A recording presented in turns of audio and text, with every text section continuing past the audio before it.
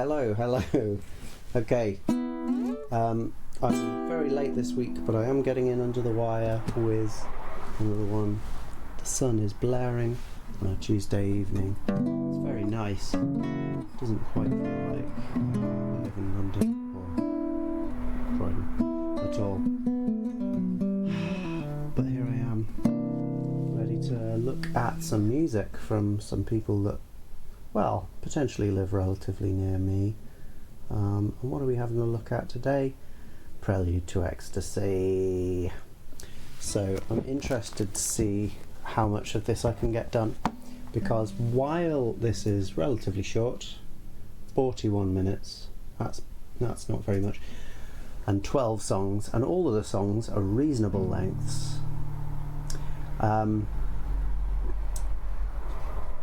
Yeah, despite that, I have a feeling there's going to be a certain level of complexity in this, based on having actually listened to it already. Yeah, a certain amount of the songs being rather strange. But we will see. Yeah, so, well, these guys have blasted off into the stratosphere. Very, very popular, despite their links to a less popular underground post-punk scene, I suppose. But they're so theatrical, yeah, and bombastic, and yeah, there's a lot of good there. There are some things that I'm not entirely on board with, but I'm sure we'll get to those in due course.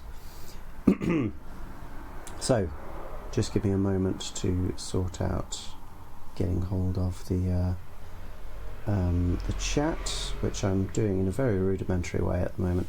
There we go. Okay. Also, sorry, yeah, one of my things is much closer to me. I've just realised. Is that really the right one? I guess it is. Okay, so let's try and even that out. It might just pick up more guitar, actually. Anyway, let's have a look at what's going on here. Yeah, see, even this intro track already has 3 million listens. This is quite impressive.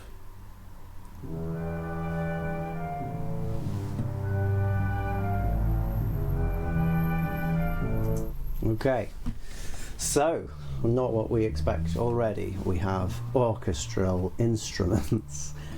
We're kind of in E minor.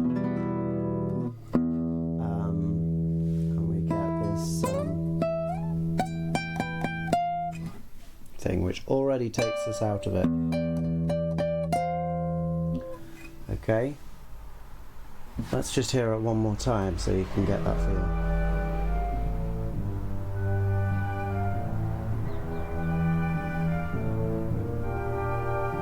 Yeah, so the harmony to start with, well, we thought we were in E minor, but we're already straight away getting an F natural, which would put us in an E Phrygian kind of area, and then we get that sounds quite a lot nicer. Same repeated thing from the higher woodwind, so we've got flutes. Maybe there's like an oboe or a clarinet up there.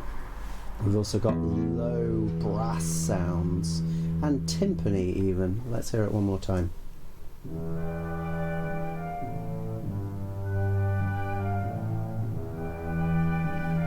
Yeah, there's actually another instrument going with that note.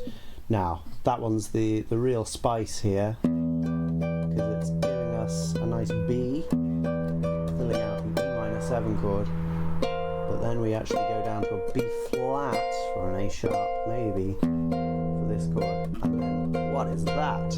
And then we get that. We get it again, same deal. Okay, so we've got that. That's the theme coming through here. Now, spoilers, that's actually a theme that comes up later on the album. This is really basically what an old-fashioned overture to a musical would be doing, giving some of the music that we're getting later on.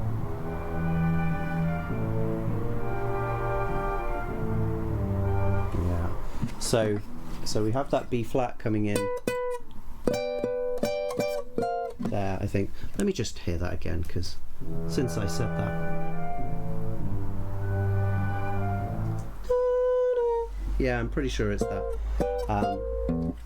And that also comes in the fourth bar from this bass part.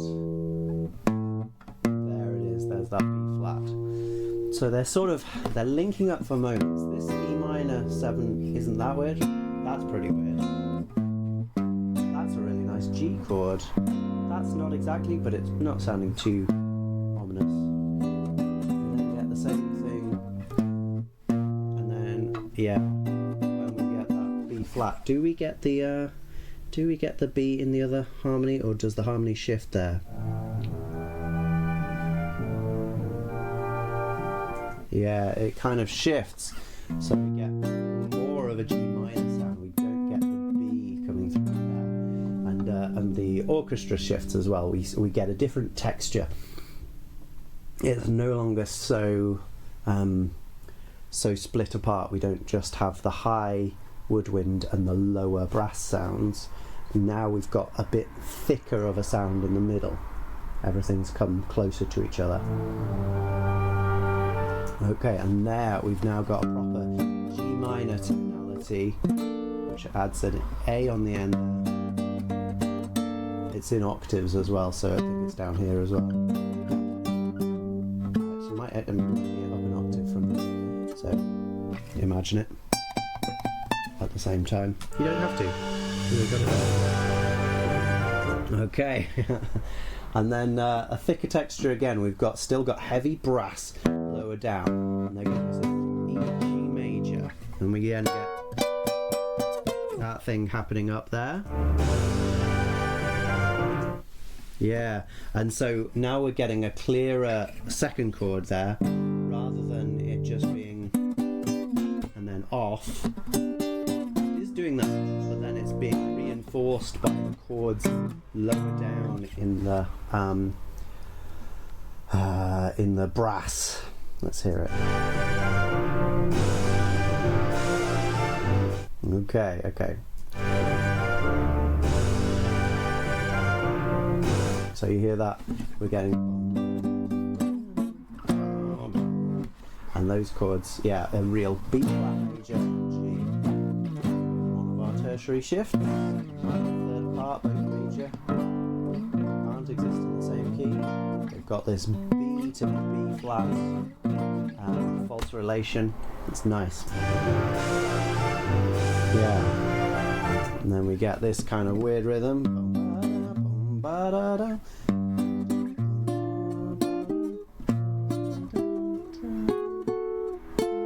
Yeah. It might not be in thirds actually. It'll just be one melody.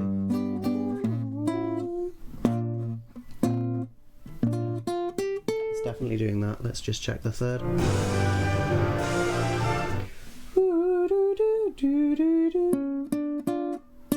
It is. Yeah. Yeah, nice. Okay.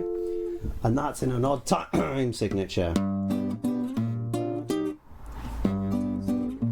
3, 4. 1, 2, 3, 4. So 7. A fast 7, a 7/8. 1, 2, 3, 4, 5, 6, 7. 1, 2. Okay, but then it takes a slightly different turn. We don't get long enough accustomed to that before it changes. Yeah.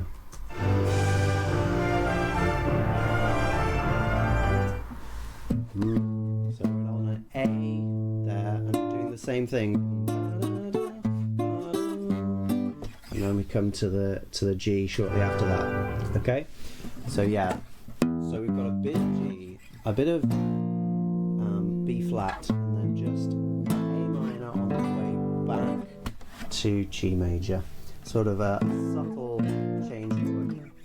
A minor feels like a pivot chord between those two chords, softening the change between them. And then, we're back to, oh no, actually lower, we're at a D minor now. And through our thick orchestral texture bursts a new texture. We've got piano and we've got harp, both of which we haven't really heard before. The piano is just playing really low notes, and the harp swirls up, doesn't it? It does a big arpeggio of D minor, all the way up. And then there's a bell, just knocking out another D for us. What else is going to come here? Okay. So this is more brass, but these don't feel like the probably trombones we had before, which are a little bit brasher sounding. They sound a little bit muted, more like horns. I could be wrong about that. My appraisal of orchestral instruments is occasionally a little bit off, but we've got a horn there, I think, and we've got a flute up at the top as well. And they're imitating each other. And then that one up there. There's also a bit of a timp roll going on at the bottom as well. Again, imitating each other. All the way up there. Yeah.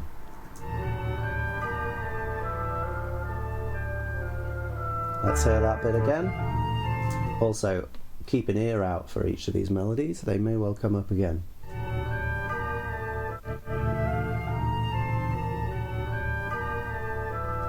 Okay. So this is almost a sequence. It's very like Leander by Albani's very classical line, very unlike what you would normally get in pop music. And it's on bassoon and oboe, I think, but it's very high oboe. Yeah, but that... Let's hear that again, that's beautiful. Yeah, what a lovely vibrato. Oh yeah, and we have these dings of this bell. Sounds like a little bit of a small bell in comparison with bells generally, but it is donging out the tonic on each of these bar points, basically, on each of the main beats. We've got a little row there before, and that just walking all the way back down to the D. Interesting, what's going on here then?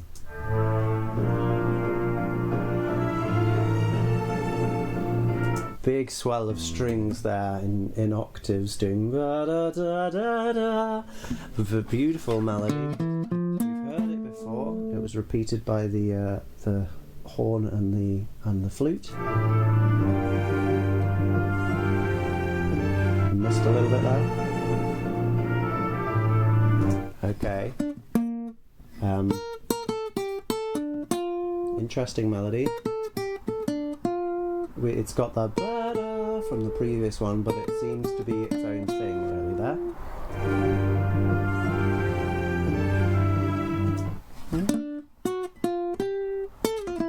Nice, ba-da, two slow notes, quite slow, and then ba-da-da, sudden swing down there.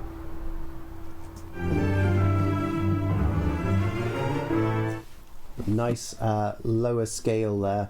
Starting there. Going to an A chord, I'm pretty sure. Let's hear it again.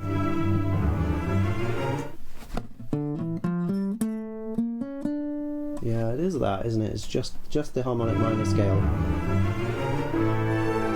Yeah, and then A chord. And we get this downwards thing. Sounds a little bit like Spanish music, like a Leander again.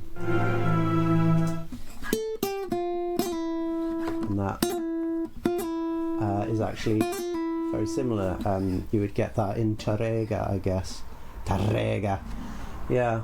Yeah, so maybe there's a classical guitarist in the group here. Okay. Again, reinforcing our D minor. This A major is the harmonic dominant here. It's got that sharpened C sharp to make it really have that classical feel there. Okay, let's hear it again, just for my own good. There's that A chord. Okay. We're very string dominated at the moment. There are other instruments, and particularly the piano's coming through there going but mostly the stuff is strings here, really thick, rich, lush texture. And there's that ba da da da da da, and in slight harmony as well through the horn section. And there's some trumpets. Ba da da da. Oh wow! A big scale up, and then to an unexpected. Where's that? Ooh, is it an augmented thing going on there? Let's say that again. So it's a C major scale, which is nice, reminiscent of The Man Who Sold the World. Yeah. Importantly, bass is going against. It's not quite that, is it? It's not that though. No. Ooh, a fun one.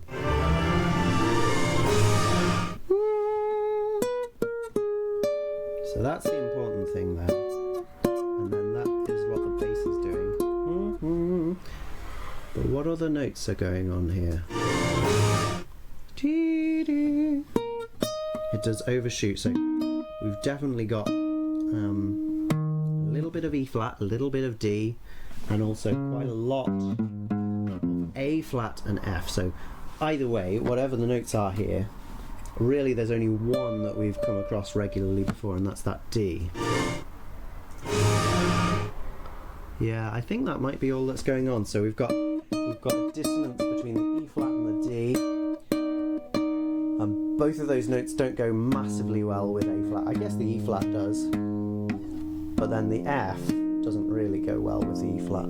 So we've got quite a few dissonances going on here, held in this orchestra in different octaves, so they're really forcing the issue across different parts of the audio spectrum. Okay, and then coming down to the E flat there. We've got that coming through. So that's a just big E flat chord there. Let's hear the motion. So there's our rising scale. It slows and then bursts into it. Okay, so from this chord, this E flat chord, which I guess must be an E flat major that's just missing some of the stuff behind the stronger texture. Ba, ba, ba, ba, I think. Ba, ba, ba, ba. We then get a repeat of that, which is then, I think, let's hear it. Yeah, not quite. So it's moving in the same way as but on a smaller scale. We're not going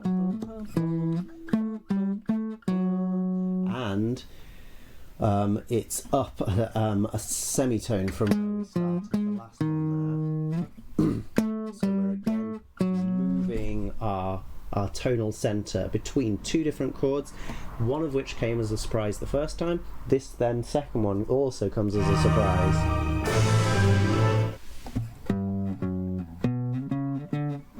Is it? No. Is it A minor? Yeah, it is, but that melody note that's adding a minor sixth to this, sorry, a major sixth to this minor chord. Yeah, so the previous one was kind of like a glorified E flat major 7. Bum, bum, bum, bum. And then is that right? Sorry. So bum, bum, bum.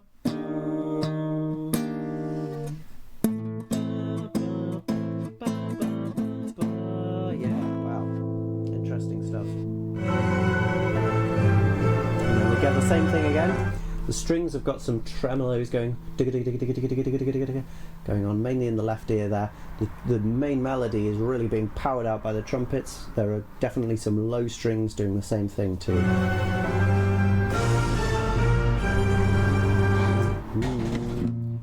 back to flat tonality. Same kind of melody, but just again upper semitone. Not quite the same intervals with each note, so it's really taking more of a gestural approach rather than an exacting approach to repeating this material. There it is. And in that beautiful gliss up there from the harp, we got an extra A as well. Maybe some of the notes, but definitely we've got a nice B flat major 7 chord there. Yeah, there's definitely some extras as well, maybe being held in the flutes. There's a really high piccolo note there as well, doing the 5th. And then that's that. There was a little bump in the low strings, but everything else held on. That's a really nice piece of music. And yeah, what did we get? We got a few different melodies. This one coming towards the end. We got this kind of one.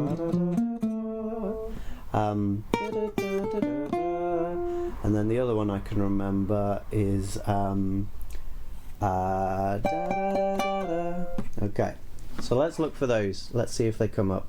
I have a feeling we're going to be doing more melody work than normal on this album. Okay, Burn Us Alive. Okay, well that was easy.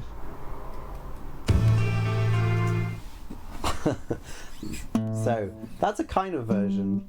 It doesn't actually feel the same. They've done quite well, but it is a version of what we were hearing before. With that, now if we do go back just for a moment, you can actually hear that despite the octave displacement, there are some low instruments here doing the low octave and then jumping up. So instead of going they're going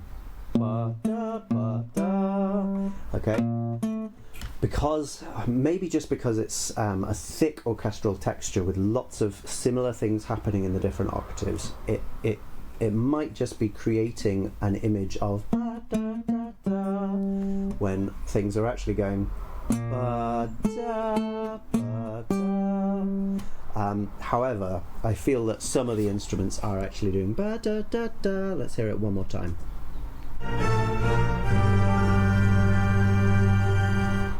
Alright, well I cut off the beginning, but I'm pretty sure they are. Maybe the trumpet is going ba-da-da-da. This then, Burn Alive, starts with a really similar version. We've just ended in B flat, and we're back to A. And we do... Now, it's the same thing, but it's over a different mode. That's basically what's happening here. We had that before. Going through those different ones, what do we have? We had an E flat version, which was what was it again? Well, A flat. Let's call it an A flat chord there. Maybe I was missing some notes. Let's call it an A flat major chord. Bum, bum, bum, bum. Okay. So that's kind of working in A flat major. Maybe it's working in E flat major. And then when we come to the A minor, that's got this, it's got a minor 7, it's got a minor 3rd, but it's got a sharp 6th, major kind of 6th sound. So all of those things say is Dorian mode there. And then this is what we got finally on the B flat chord, what is indicating a just standard Ionian mode, normal major mode with that 7 and the 6. There's another scale it could be as well. It could be the Lydian if we got that sharp 11 in there, but I can't hear that in there. And then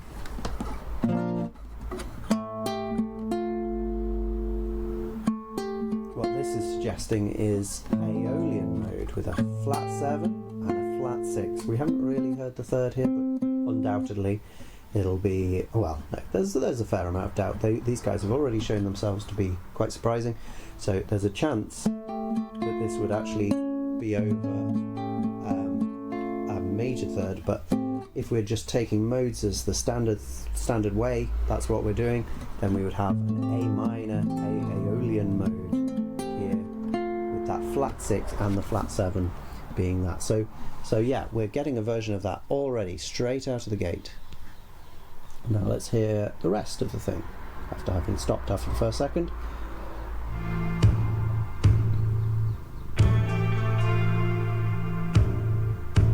Okay, same thing again. Now both of these times we've had that in the first bar, boom, boom, and then we've had just the kick drum and the bass on the next bar, and they're emphasizing the first beat and then the end of that phrase.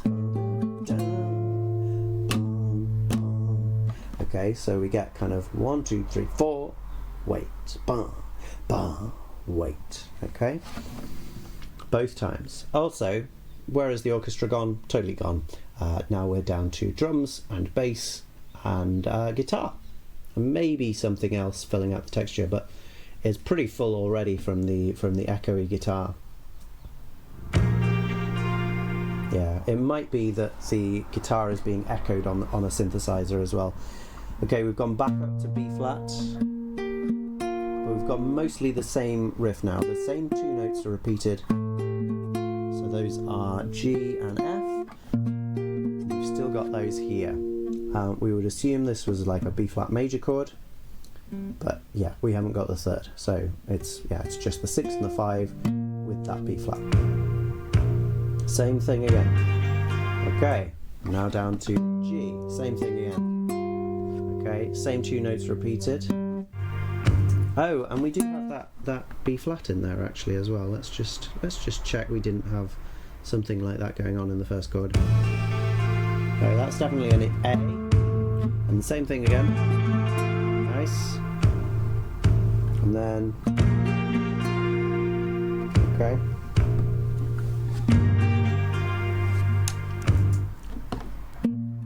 Okay, it's just the bass that changes there. That stays up there for the guitars. Am I clipping? Let's just check that. Just occasionally I'm clipping. Let's see what I can do about that. Maybe that might be better. Sorry about that. Don't know what was going on there. Okay, that looks better. Alright. So yeah, just the bass guitar goes down to the G, maybe something on the synth too, whereas the guitar keeps on the B flat there. That's okay, that just gives us more information. We've now got a good G minor chord there with a 7. And shouldn't stop so often, but yeah, some piano just came in with an A minor chord. Okay, and finally some singing, just on the 1 note.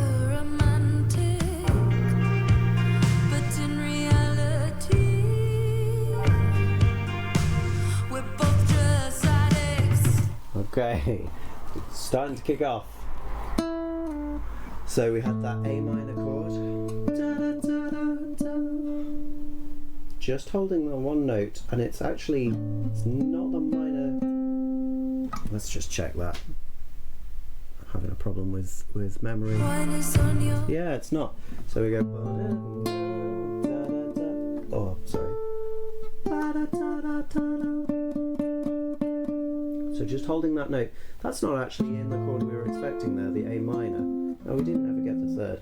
This is actually the fourth or the 11th chord. So that's actually saying that the chord here isn't an A minor chord at all, but a D minor chord. Because that's the note we're singing, D.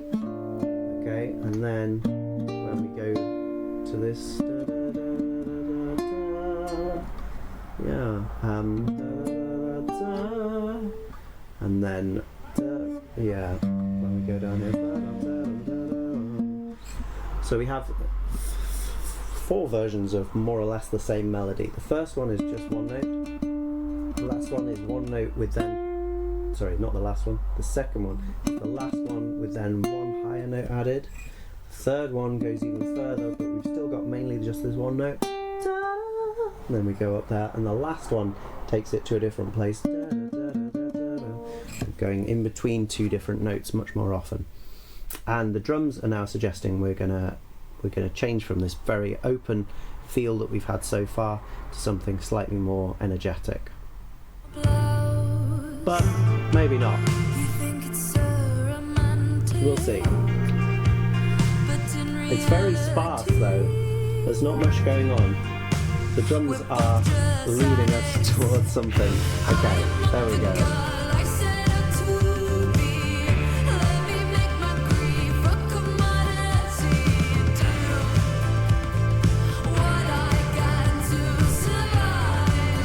I really like that. So just to explain what's good about that bit, because I've slightly forgotten what the progression altogether was. So the guitar and the bass both go down to the F sharp. Our general tonality being around A minor, sort of. Then getting that F sharp there, that's our major 6th again, like we got in the A minor in the Prelude. Here it's acting in the same way, but it's moving us to Dorian from somewhere else instead of being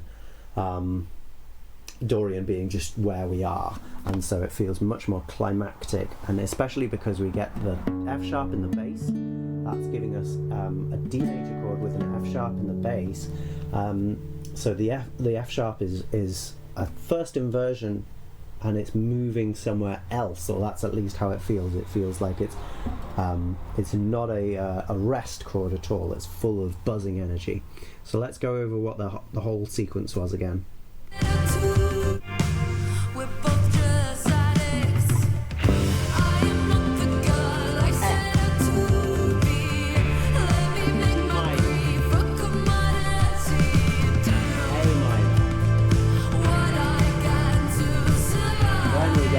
D. Okay, yeah, great. It's really nice also that the melody there goes so it could quite easily come to the F sharp, survive, and then it would match with the F sharp in the bass, but instead survive, it comes to the G, a semitone higher, or a minor 9th higher really here, or even a compound minor 9th, if that works. Double compound minor 2nd.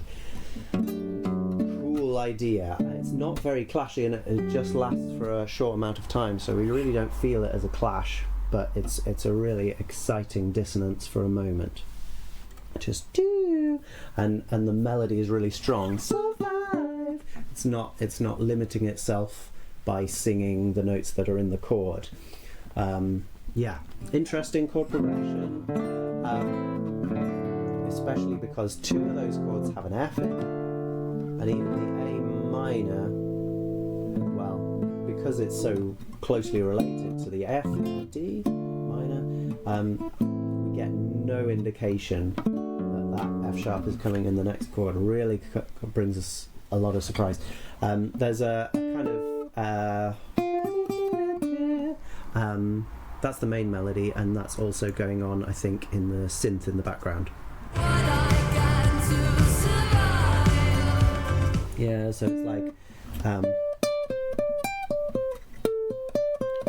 something like that, and then when we get that F sharp, it does incorporate that. Yeah, some cool ostinato anyway. What the drums doing?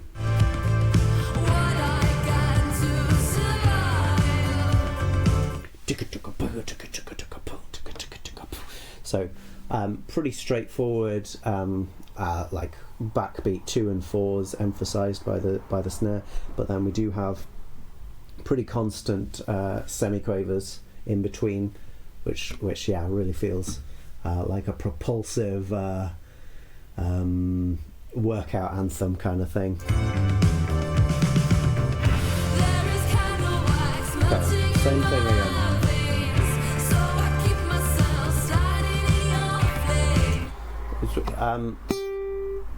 The melody is mainly making use of this F actually quite a lot. Now we do have that slide down from the G to the D seeded in the melody earlier, but what we might expect it to do is to come to that F again. We do have a different melody on the A chord. Fun. There's a bit more to it than that, but and then yeah, we get a little bit on the A chord, even then, of the F, and then as we get past it, we maybe don't even get that G at the same time as the F, so as the F sharp even, but we don't get then an F sharp in the melody. It might sound just a little too contrived to do that, I don't know. Melodies, for some reason, melodies are often always sticking in the same key even when the harmony is shifting around it. It's actually quite rare, especially now, for melodies to move with the harmony. Melodies are more reliable than the harmony. Maybe that's what makes a catchy melody. I'm not entirely sure. It may be one of the things. Certainly familiarity is something important for a catchy melody. Anyway, let's carry on. So there's our chorus, definitely. Okay, nice bit of bass riff there, and we're back to our initial feel in almost every way. It's the first verse just repeated with different lyrics.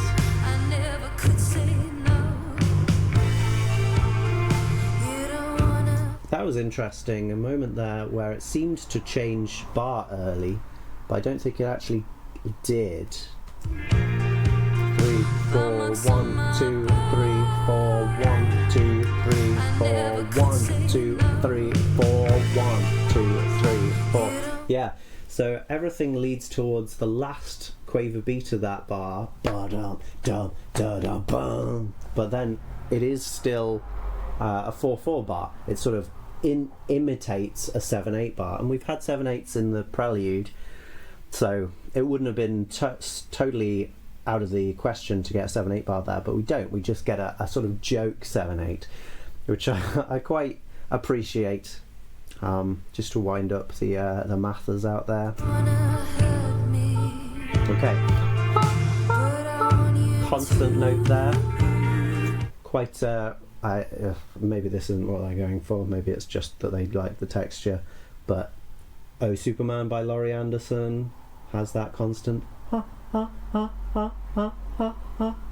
throughout its 8-minute length. Maybe that was what they were going for, but yeah, certainly a similar thing here, but we have now changed the note, so it is a little different. We've gone up from an A to a B flat. I break off my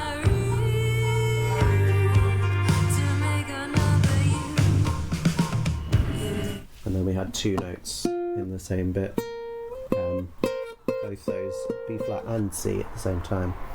I forgot to say in Prelude to Ecstasy, we did get a lot of cymbal rolls to change sections, and that's kind of how it feels here. We've been using fills on the drums to sort of do that job, to change section, just suddenly. And then it's not actually leading into the section, but suddenly when the section changes, we have this odd cymbal sound, which sounds a bit unearthly. Yeah, it passes. Oh, some stroking. Okay. So this is a weird bridge. This is what this is. This is a weird bridge. We've got loads of strange sounds. That whoa, whoa, whoa, going from left to right. We've got someone maybe taking a nail or something else hard and going across piano strings, making that weird sound. Okay, we've got guitar going through some modification, a really fast delay.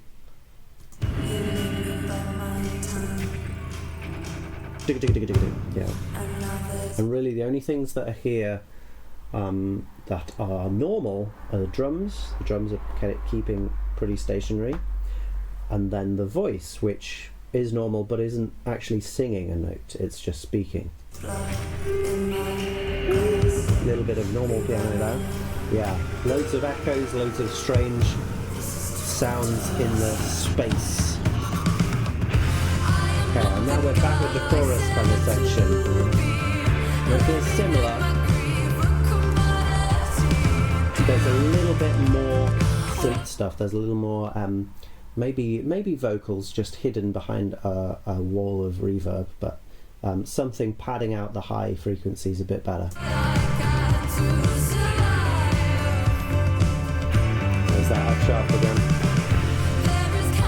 And it's really nice that F sharp lasts for the 2 bars it lasts, and then just goes back to the F. Very unhurried, and also it doesn't feel like that comes with as much bombast as the F sharp itself comes with, which feels really, really emotional. This shift back just feels very comfortable and expected. Something like that there. Yeah. Maybe it's a flute or something. It's doing, yeah, like a fast scale. And then back down. Like that. On each of the sort of bar lines between the chords. Let's see if it does it this time. No, not that time. But ascending piano line. Oh, not piano. Ascending guitar line, just up a whole tone there. It's really satisfying to hear those kinds of things, slides in instruments like that. And now the main melody carries on, and then we've got, or let's say the main melody line carries on while the main vocalist does something different.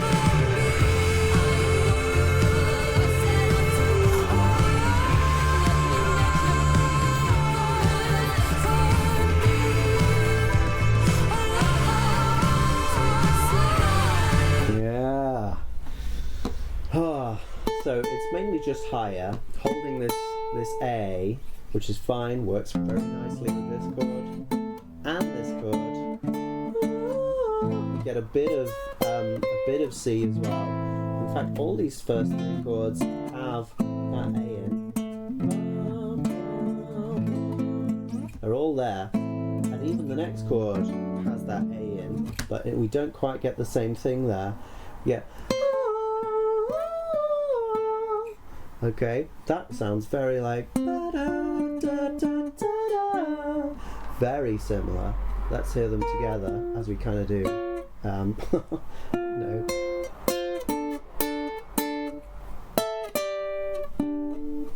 Okay, it's perfect fifths. So GCSE students, look away now. Don't do this in your GCSE composition tasks. Because that's not what they're looking for. But doesn't it sound great? Absolutely great. Really, really wonderful, especially as we get that change of harmony there as well. Really great.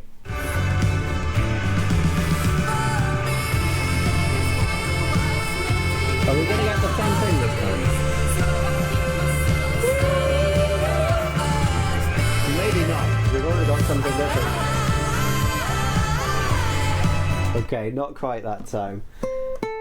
So I think she went to a more falsetto sound the first time, and this time was much more belted.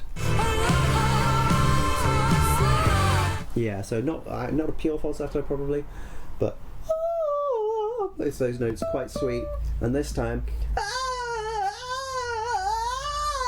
we don't quite get all the way up to that E. We get a strong C and a strong D, but that means that we don't get that perfect fifths kind of feel there. Just goes up to the D. But actually the D is where we're aiming for anyway, so the E was just superfluous. Yeah, it's really strong. Okay, there was a bit of weird harmony there. I was rubbing my eye, so I didn't notice.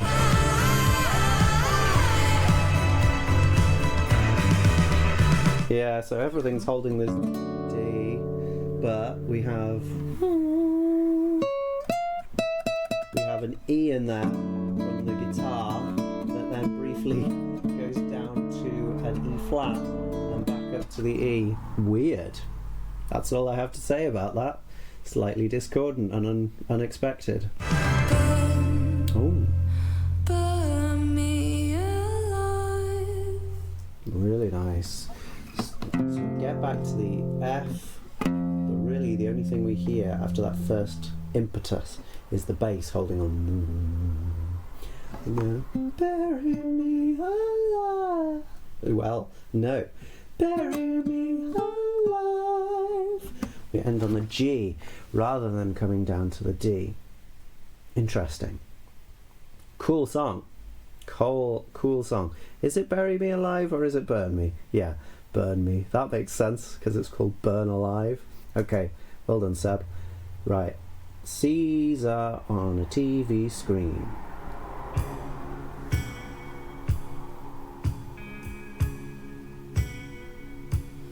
Every night. Okay. So we've got a slight feel of threes here, or of a very slow swung rhythm.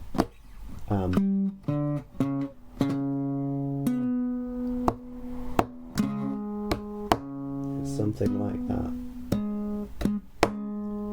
Very simple riff, just giving us the C sharp, B, upper seventh, and then to the F sharp there, or the G sharp, sorry. Okay, simple enough. But then immediately, yeah, upon this entry of the vocals, we're in a different kind of tonality. There is in the atmosphere the tonality of a major chord here, so dominant seventh chord. That's coming across in the harmony generally. Every night. But then, yeah, when we switch here, we're on an E major chord. When we say goodbye, Okay. I know that I can see myself as a man. So yeah, we get that E chord, and then we get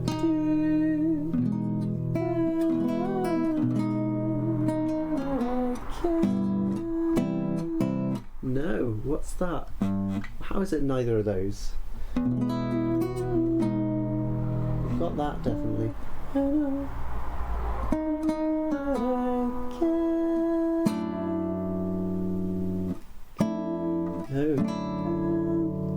Must be that. Let's hear it again. Say Impressive. goodbye, I know that I can. Yeah, so it is. It's a D major chord. So we got E major 7, which has a D sharp in it, and then we've got this D major chord, and the melody lands on an E. Now the melody could have done a really standard thing here, following that chromatic line down, but instead it goes for a note with much more action on it, going against the chord not in a strong way, not in a really abrasive way, but just in a way that keeps you on your toes, not knowing what to expect, and yeah, really floats the interest boat. And then we get another chord after this, which is see myself as a man. F sharp chord. So yeah, through each of these chords we do have this descending chromatic line, which is quite fun. But it's not very important really, it just is a thing that links those chords, and maybe gives it a slight downwards feeling, a slightly depressed feeling, but not very much. Really the sort of peppy guitar tone and the high tambourine maybe is giving it a little more brightness than that is causing it to have darkness. Yeah, the guitar feels really jangly and it's quite nice. When I put on that suit, we move back up that chromatic line. Very nice. And we do it in thirds too. Do we do it in exact thirds? self as a man. When I put on that suit. No. Okay, it's not all major thirds. It's mainly major thirds, and we stop for ages on that harmony, which is yeah, really old-fashioned kind of thing. A bit bluesy, but also a bit sort of you know, old fairground music. It really has that kind of thing going on, and just holding dissonance is a romantic thing. I don't have to stay. Okay, so we got that tambourine dee dee dee dee dee on every one of the three beats. Now I can talk all the time. this feels very similar, but we've got a harmony for the vocals. Okay. Full of great ideas, this album. So there, where we were in a really slow, contemplative 3.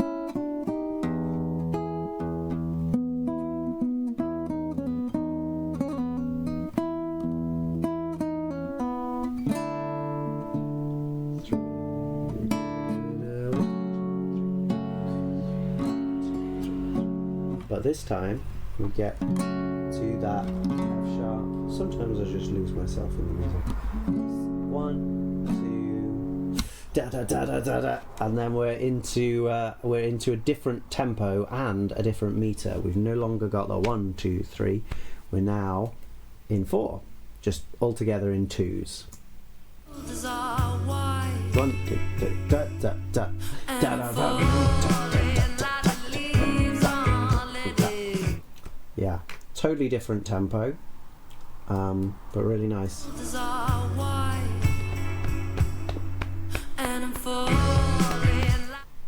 Okay, still in the same key though. This, I think this is something they do in another song too, maybe in several. So they're playing around with suspended intervals for the melody over the chord. No, no. Okay, that's the 6 coming to the 5 here, and then we go to a G sharp minor chord, but we get that blue 5th. So you could argue that's it's a 4/3 suspension over that chord, but with an extra flat 5 leading to that 4. So a double suspension, it doesn't really exist. I'm just making up things now.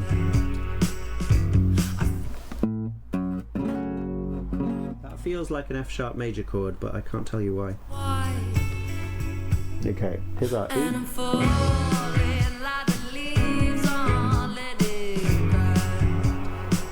Yeah, I think it's in there in the synth, the keyboard, but the guitar and the bass, I think, are doing a similar kind of. I follow your footprints when I can't hold your hand. My darling, Yeah, ba-dum, ta-dum. leave me. I was born to be with you. Same thing, but we did actually get a different chord there unexpectedly. Instead of the G sharp minor. Did we? Let me just hear it again. We might have just got a different voicing. My darling, leave me. I was born to. Yeah, okay. That's very interesting. It is a different voicing. And so it's a B6 chord, even though it's got the same notes basically, with an extra maybe there. I think it doesn't even have that. So it's the same notes as this G sharp minor chord, but because of the way it sounds, and because of which note is in the bass, which is B instead of G sharp, it doesn't feel like a G sharp minor chord, it feels like a B6 chord. Yeah, B6 chords. My darling, So here's that E. me. I was born to. There it is. We still go to the F sharp major there. There's our E. So we have the melody line is keeping pretty constant here, but the harmony line's going with it. Sometimes they're singing up an octave, sometimes they're singing just up a third. They're doing something freer, which is interesting, because there's a clear level of deliberate composition to these songs. Weird things happening with everyone just being absolutely in time associated with those things. That's a sign of deliberate composition. In this, those things are all going together, and the one thing that feels less deliberately composed is that extra melody line. It's kind of like the same end that the same as the end of Burn Alive, where the first melody goes off on its own, keeping the original melody. The vocalist goes off on her own, leaving the original melody doing its same thing that it was doing. Yeah. Anyway, carrying on. And just for a second, that could be one of the greats of. Okay, we're suddenly back in 3. It feels a little bit faster than it was at the beginning. And where are we? We're in C, like we were at the beginning, just for one moment at the beginning. Okay. This is what a cool sequence, right? So firstly, we've got a C sharp major out of nowhere. I guess it's tangentially related. No, it's quite closely related to F sharp major, but when we've had E previously, it still feels like a long way away. But plagal cadence there, maybe. You could argue that. Key change anyway, straight away. And then we get, whoa! If that's a C sharp, this is an E sharp major chord with, what would you call it? You call it a B sharp, an E sharp, and a G double sharp. Or we could call it an F major chord, in which case it's a D flat chord. Whatever, they're the same chords, whichever way around you look at it. And then, yeah, B flat minor chord or A flat minor chord. No, sorry, A sharp minor chord. Let's just call them the easiest version of what they are. And then we get an A major chord. So really, for that movement to work, we need to keep this note the same. This note is in both of these chords. So it's a C sharp here, it's a C sharp there. So we really have to think of it as an A sharp minor chord going to an A chord. So the A sharp is going to the A. What do we have here? We have an E sharp going to an E. So it's a real tonal shift there. Yeah. And then we're just back to our C again. Also, the melody here.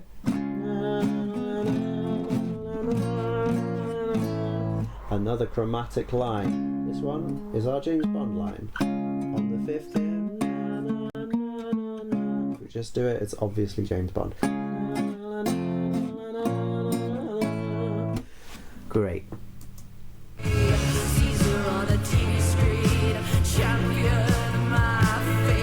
And while the harmony melodies are really just, the harmony vocals are really just holding one note, the C sharp. Sorry, are they doing that? I thought they were. Let's hear it one more time. So they're not doing it now. 2, 3, 4, 1, 2, 3, 1. 1, 2, 3, 2, 2, 3. Okay. So they're holding it on 3 of the 4 chords, but this one doesn't have it there. They don't carry it through that chord. They do it at that one, that one. Yeah. The ensemble is really emphasizing the main first 4 of these 6-beat phrases, basically. So they leave a little bit of space on the end of the phrase, and actually what takes up the space there then, that's left by the ensemble, is the voices. So we go.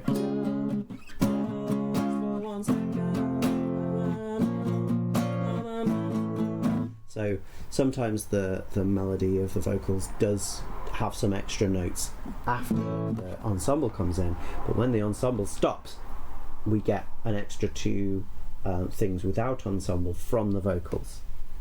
It's a cool thing. It really helps with attention, right?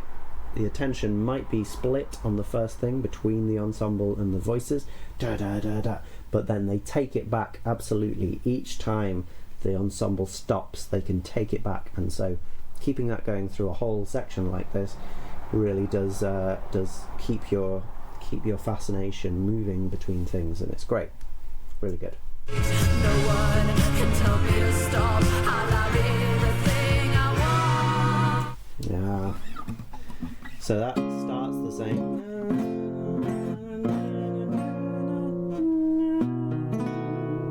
And I get a B chord instead with yeah. Oh gosh, there's so much to check here. Yeah, no, it just feels like a strong B chord. We've got some more orchestral things creeping in here. They really did stay off on the previous one, but there's definitely more strings and more harp in this one. Yeah, so which is nice. In the C sharp major key, we weren't expecting a B chord, so maybe this is leading us somewhere else. Actually, just back to that A sharp minor chord. And every word. Okay, and then back to an F sharp. Everything's died down a bit, hasn't it? This seems a bit darker, a bit sadder. Before we were really excited, really bombastic. Well, like me then. Okay. Yeah, and the melody has come down as well. We didn't go super high, but now like me all the way down on this E sharp bit for that C major chord. So we're in a happy place, but yeah, it's a little bit downbeat. Like me then. Yeah. Pause with lots of from those nice synths in the background, and we've got Phil taking us somewhere else again. Are we going to be in the same time when we come back? Let's see. Was a child. No. I never felt like a child. Okay. We're in our first verse section again, which again feels weird coming from that C sharp. I was a child. Feels especially weird because we haven't got the bass, we haven't got the drums, we've just got the guitar. Jangly, tinny sounding guitar. Child. Almost gets lost in the ensemble. I was a child. I never felt like a child. Well, okay, it doesn't get lost. I think because we have that strong kick drum just as it begins, the note is not so quite I was a child. so clear. I never felt like a child. I felt like an emperor with a city to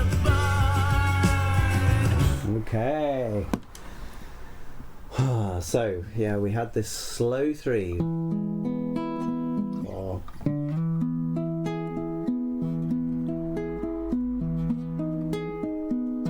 I felt like an emperor.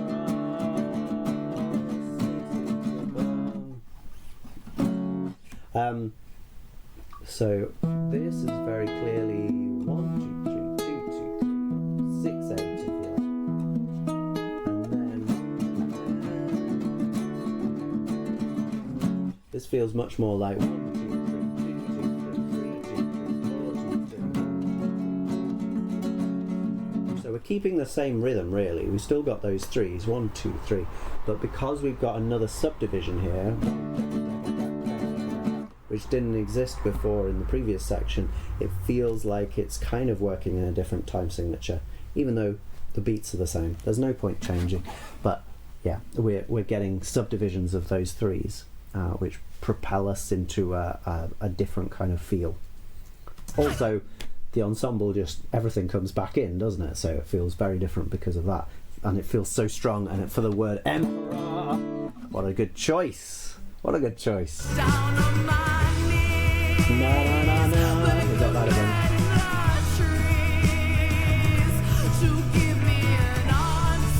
I do like the drum pattern here with the we get 1, 2, 3 snare, dum dum, snare, dum dum. On the offbeats of those last ones, it's nice.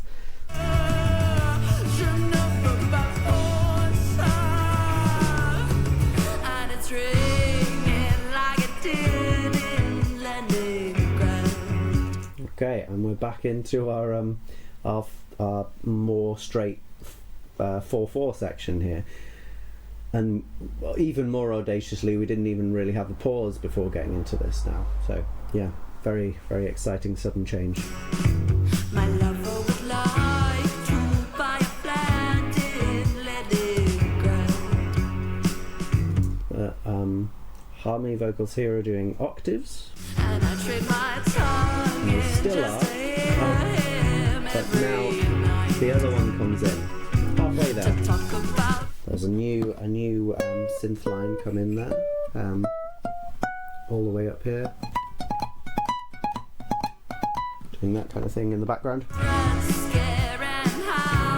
Oh, but was it really only for that moment? Yeah, it might not even be synth, it might be a harp part actually. It was just there for that moment. Ah, there it is again. Okay, and then we're back into our 3s.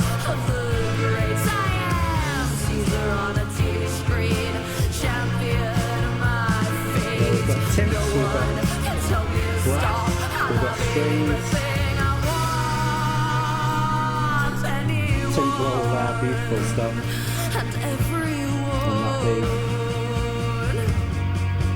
Okay, and this is the same come down that we had before from the chorus. Everything I want, but now everything is playing this A sharp pretty hard, even when we change to that F sharp chord. We've got that A sharp coming out really, really strongly. So that feels urgent. It feels like it's not letting us rest like we did last time. Even on this C chord, it's not in the C chord. It's the added 6. Okay. Yeah. So this sounds great. The drums are really going for it here. They're probably the most amped up and wild part. We've got some harp arpeggios again, kind of thing happening as we hit each chord. So it's like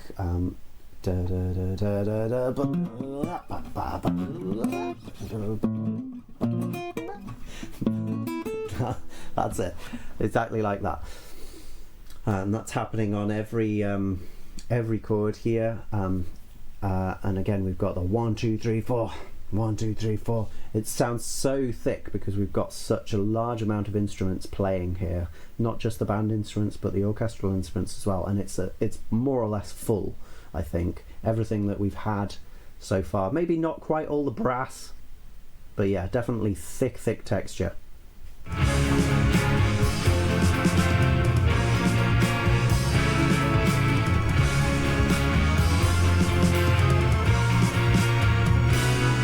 there's that B chord, which definitely has this added 11th.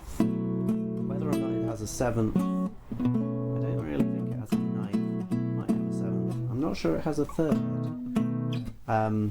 It's an interesting chord anyway, like a 7 sus 4 maybe. Yeah, it's one of those feels like this where it's basically an A chord on a B, maybe with some of the B chord notes still in there. Definitely with a B still in there. And yeah, you feel like you. It's Saturday night, and here's your host, Ella Fitzgerald. And then it goes into Ella singing herself in, I suppose, on the made-up Ella late night chat show host TV show. And then it just ends on that chord, just fades. So we don't get to play Ella in the end.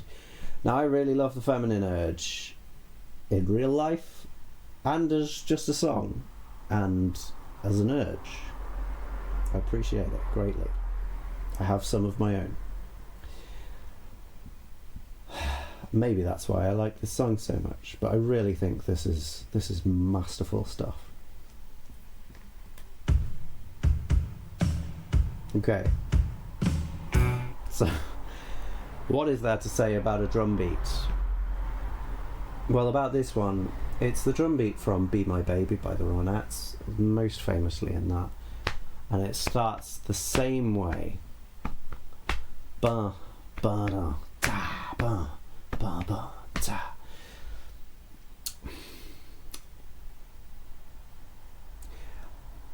There are some things where it's really difficult to sum them up with their, like, just by saying the effect that they have in the song.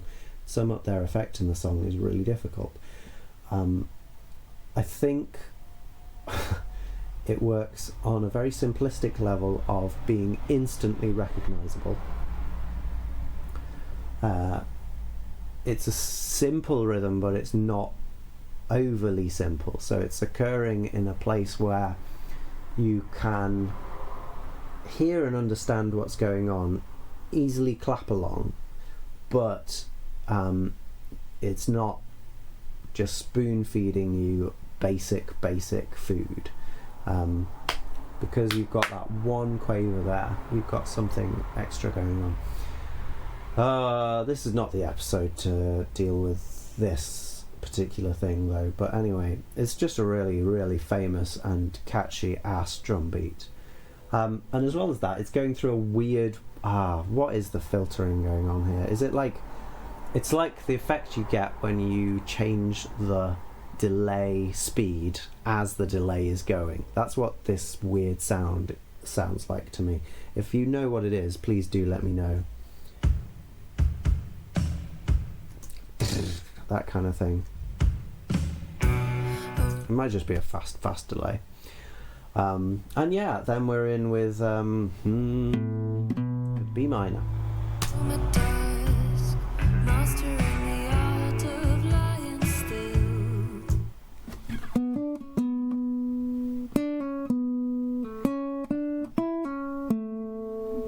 Nice enough melody. We've got a counter melody just at the end there from the guitar. And we've got these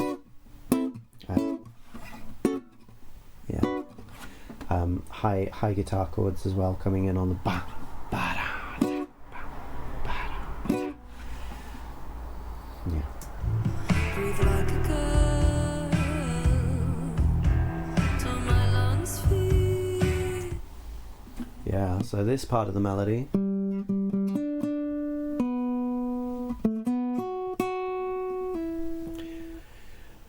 is a repeat of itself. Da, da, da, da, da. Repeat of it. Sequence. It's just repeating the same stuff, but again, it's gesturally doing it, not absolutely doing it. Because if we repeated this here exactly, we'd be in a different tonal center, and it would be weird. Not that that's out of the question for these guys, but they have not chosen to do that here. They've chosen... Oh no. Please, try and ignore. It's gone off. Great. I hope you didn't hear too much of that car alarm there, but there wasn't much I could do. I could close the window. It might make a big difference. But anyway. But yeah, that part of the melody is very different to the one we started with. I guess this da-da-da is a bit like ba-da-da, kind of similar, but really these two later ones are very close to each other.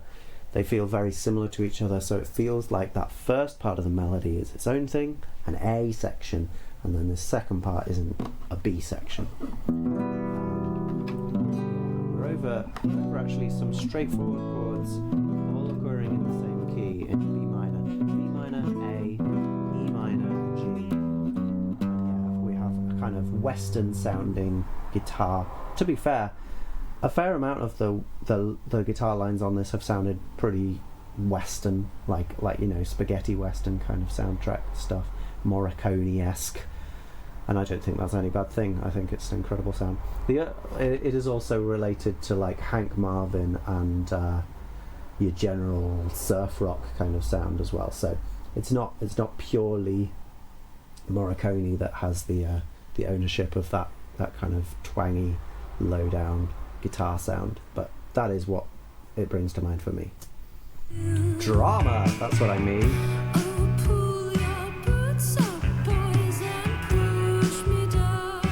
Okay, so this is different. We could quite easily have had the same verse section, do the same thing here. That would have been the normal thing to do, but instead we already start off with a different melody,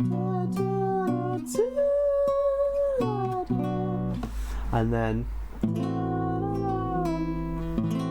we go to an A minor chord rather than an A major chord. Whew.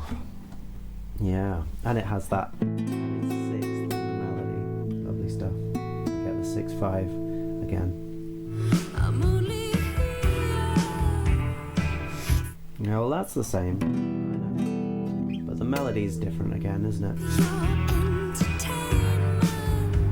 But again, we've got an A section,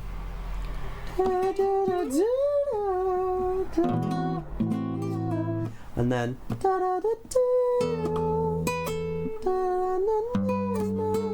the B section contains within it a basic repetition. Here it's a basic repetition, which is the same section again.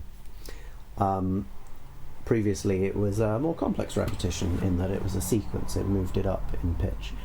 But yeah, we're getting kind of the same relationship between beginning to bars of this and the last two bars, both in this verse, in these two different sections of the verse. They have the same relationship internally, which is interesting. Not necessary, but it does give an extra level of structure, which can only be good in my opinion.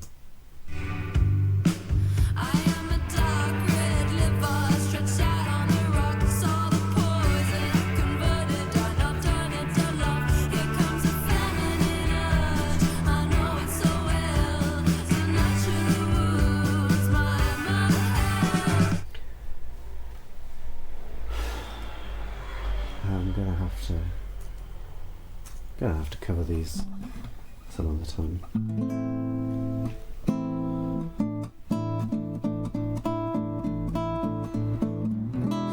Yep. Yeah, it is, isn't it?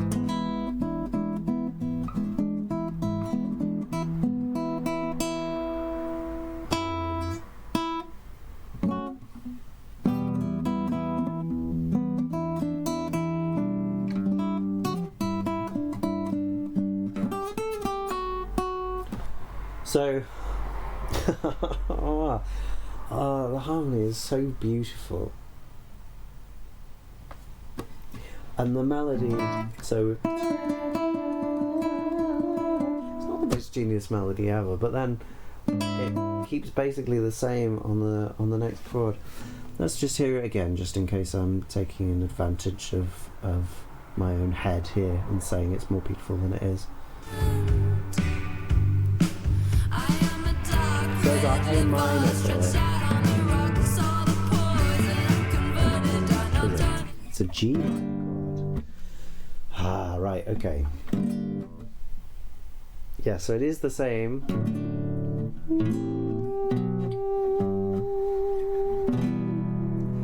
Right, okay, yeah. Now everything adds up to me.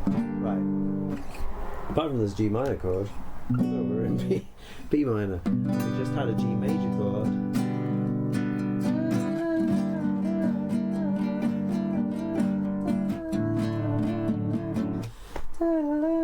So yeah, we have the same melody between those two different chords, just like we did just before with the on the E minor and then on that one on the G2. Then we get a totally different melody. And we're again with this minor chord with the 6/5 suspension. And then that converts to a 9/8 suspension. Again, we've got this F sharp chord, this D on F sharp chord. I really don't mind it. We've had it twice in this album. I'm okay with that. And then we, instead of continuing the same thing, which you could because the lyrics of the next section go almost in the same rhythm, you could go, here comes the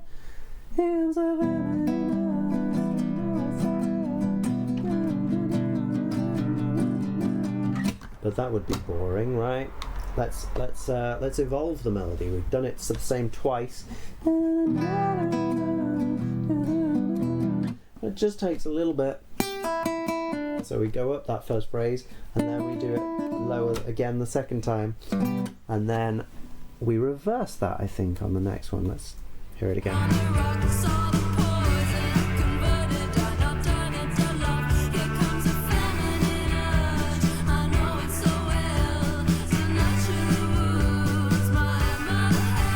Not really.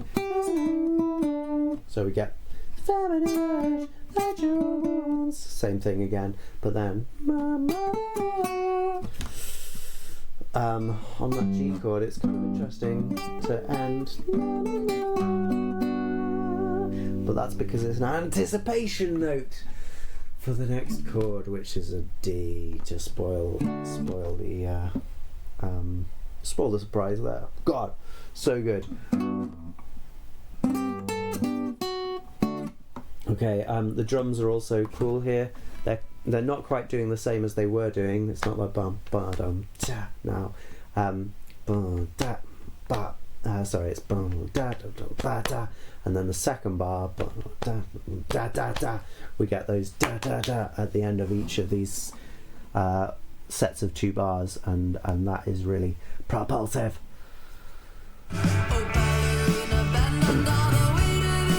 I can't deal with this.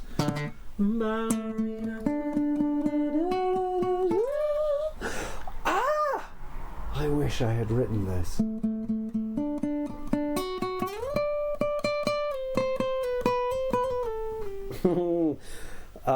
Jeez, it's so good.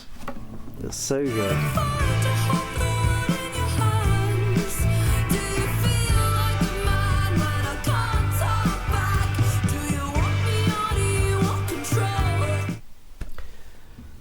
So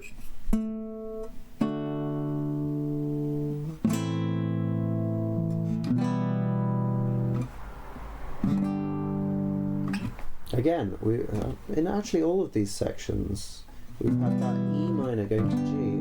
That's a really interesting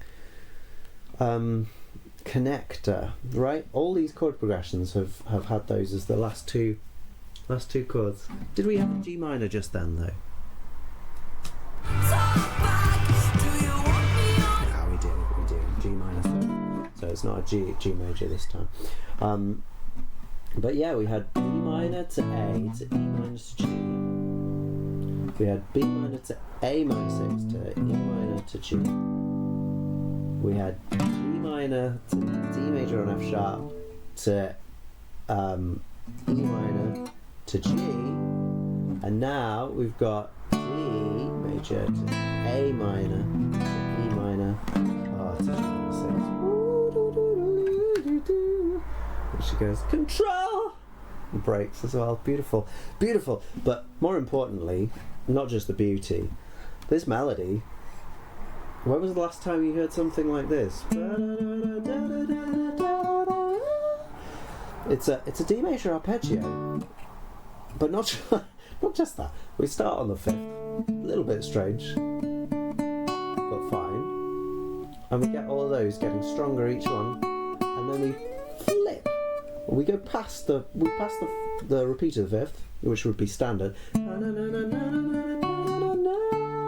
would have been totally fine, but a little too standard.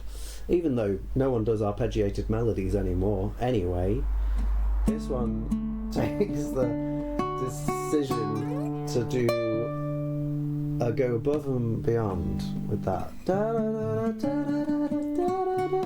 Jumping up a minor 6th all the way to that D. And then we keep that suspension. And then walk down that 1, 2, 3, 4, 5, if you like. Yeah. So nice. So we go from arpeggiated to stepwise, and then we keep with the stepwise pretty much.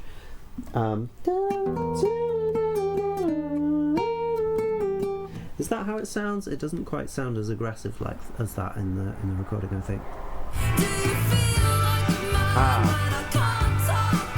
Okay, because so it comes and then it's also a G chord. Oh, never mind. All that stuff that I said about E minor, it's not an E minor here, which doesn't feel too aggressive, and especially because the B flat clears by the time we get to the G chord, so that's okay. And then when we get can't talk back, it feels like it almost gets there, but it doesn't quite get to the B flat, so it doesn't feel like an aggressive false relation. And then when we get to the G minor 6,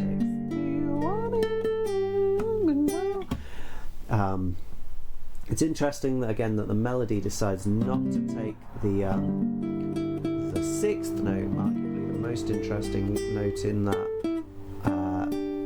chord, leaves that to the backing and does something more familiar, which we've heard on the previous chord, involving the D there rather than the E.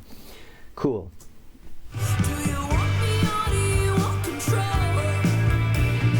We've also got piano just going jut, jut, jut, jut, jut, jut, jut, which comes in and out of focus in this recording.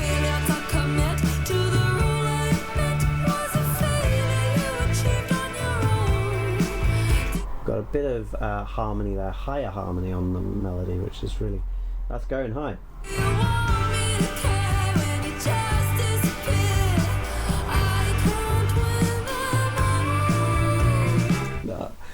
God, okay.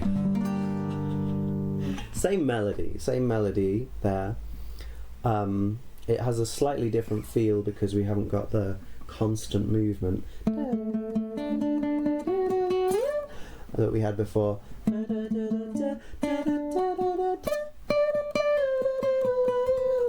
That's still the same. And this is still the same. But then, on the G minor chord, now I just want that to keep going, you know.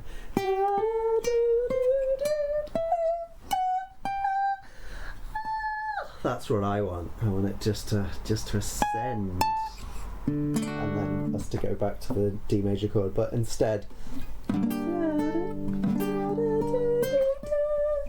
stops there and is actually carried on by a lower harmony.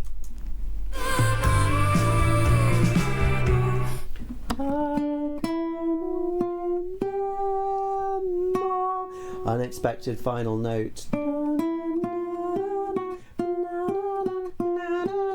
So we've got a real chromatic figure there, and we go back to the B minor. From G minor to a B minor. That's another tertiary shift. Unexpected, can't exist in the same key. They do have one note in common though, which is that D. Okay, but yeah, the G shifts down to F sharp, as well as that, more importantly, the B flat shifts up to a B. Crunchy. And then we're back to our verse section. And we've got the same texture we had before.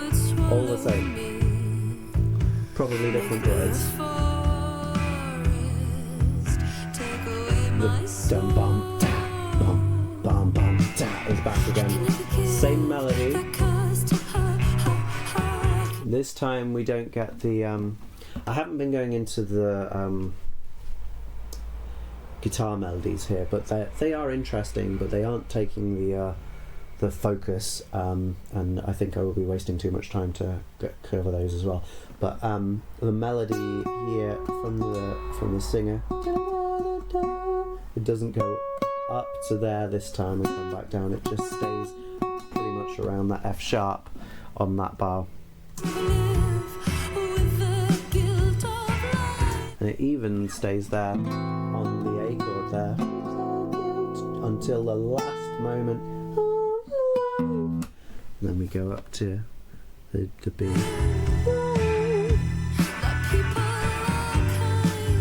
That was really similar to before, but we don't quite make it up.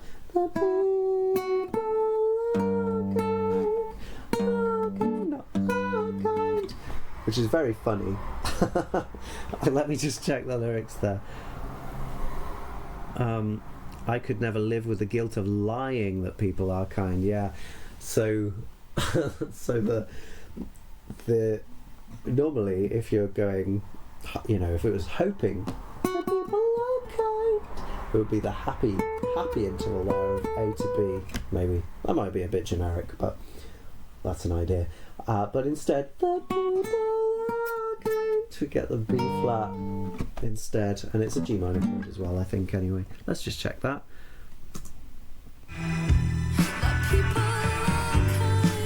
Oh no, it's not. It's a G major chord with some added notes from the synth, which is really high, sounding very fizzy and stringy, kind of like string texture, but it's clearly a synth. So yeah, that's giving us some extra romance to that. But yeah, very sad repeat. So we've had kind of the same things happening as in the first verse. The beginning part was almost exactly the same, and then the second part has been a little bit of a departure, sort of going words first, melody second. The words are more important than the melody being intact, being the same as it was before. What's our pre-chorus going to be like?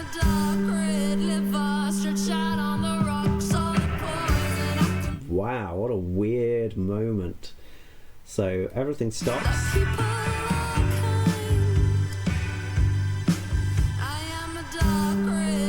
The only thing's carrying on, the melody, doing pretty much what we would expect it to do. Ooh, high bass note, all the way up on this G.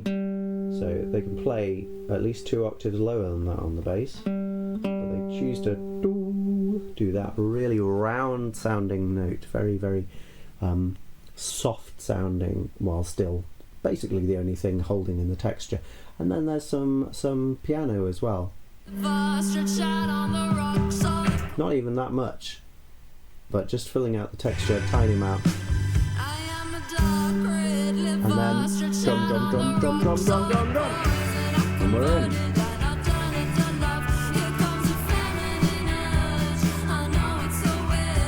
Harmony vocals will come back as well. we had that bat bat bat again. It doesn't happen as we're going into the section either time, actually. As we're going into the chorus, it does something different, and it does something different both times. It does a fill the first time, and actually it leaves a bit more space the second time. And now we're into the chorus again.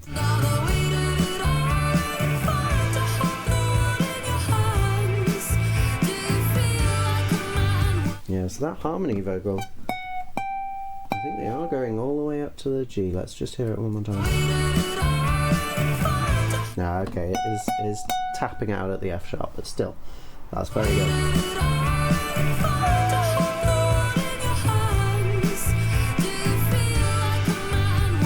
This feels very similar. Yeah, I didn't mention that last time, but Can't Talk Back is a group vocal, which is nice. Very good. It's like, I guess, irony, isn't it? Because they're saying can't talk back, but they're all saying. I apologise if some of my takes on this come across very unaware. That I think there's a fair chance that, especially in a song called The Feminine Urge, I am really gonna miss the point to some degree. I'm not very strongly looking at the lyrics anyway in these songs. I am just trying to understand the music as it works. But I am a big fan of this song. Anyway, stop digging.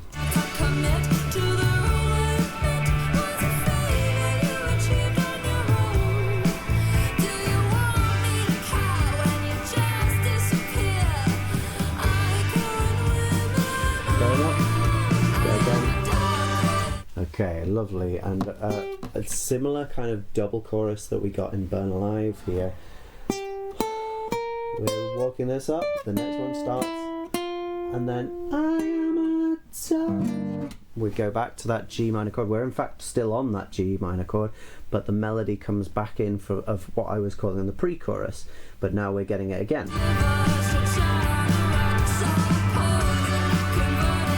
Okay. But it is slightly different. Mainly the difference is in the harmony vocals, which are going really strong. And they're actually giving more of a counterpoint. And same thing again. Okay, so we've got now. It's not actually working as a double chorus at all.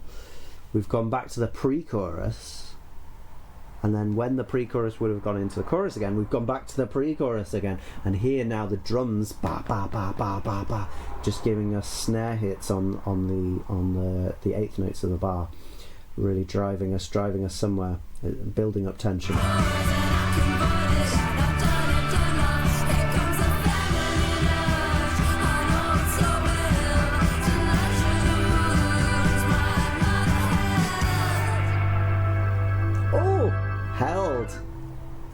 Held. So that's interesting.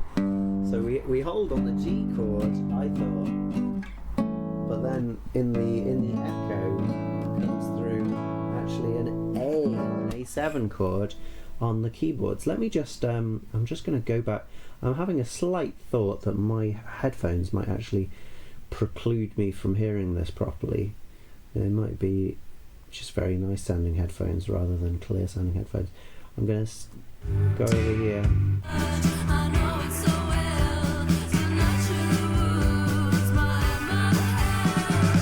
Oh yeah. No, it is there. So on this G chord, basically halfway through that last chord, G is still held, but a lot of the other notes go towards an A chord. That's really nice. That must have happened every time. It's funny the things you miss, but I caught it in the end. Anyway, really cool song. That A chord, by the way, would then mean we've got a really nice perfect cadence into our main chorus bit. And also, the chorus bit there, based around this D major chord, kind of D major tonality. So we've got some aggression against that with the G minor and with the A minor chord. Is our relative major from the B minor that we start the verse on. So yeah, some clever composition there. Yeah. Well, I feel like I should do both of the next two tracks at the same time. Jura is clearly very short, but nonetheless, let's try On Your Side and let's try Beautiful Boy. On Your Side. I know I'm better off not looking back. Forgive me, Father, won't you take it back? Okay, so simple harmony, E major chord, E minor, F sharp minor, F sharp minor, which is when you try so hard but you don't succeed. It's the second one, I guess, of that. When you get what you want but not what you need.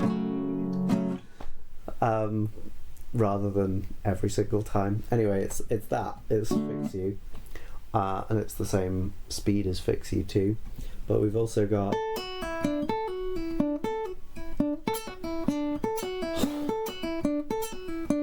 One Day More. Oh, actually, where do we need to start it there? One day more, another day, another destiny. It's never ending road to Calvary. These men who seem to know my crime will surely come a second time. One day more. Yeah, Les Mis. It's Les Mis.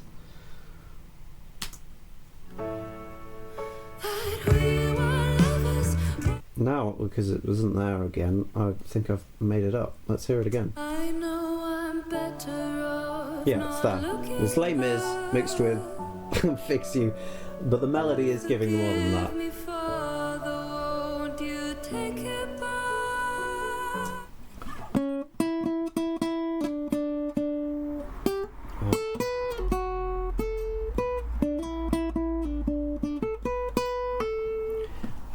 We kind of get the same thing both times with the melody, but the ending of both the phrases is slightly different, so giving us just a little bit of variation there. And then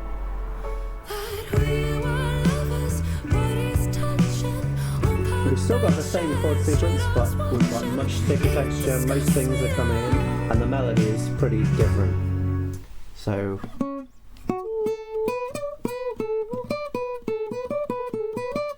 get that repeated about 4 times, and then the 5th time it is a repeat, just slightly different on the way out, and then a bit of space. I wish I didn't want to. I wish I could do without this bright on my face. Where to sunken. One of our classics. Yeah, let's do it here.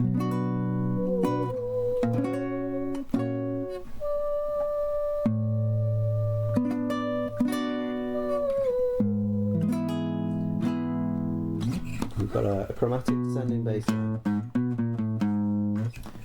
and it's going in what is probably the most common sequence here. Oh, it's Hotel California. It's Hotel California by the Eagles, and it's in the same key as well.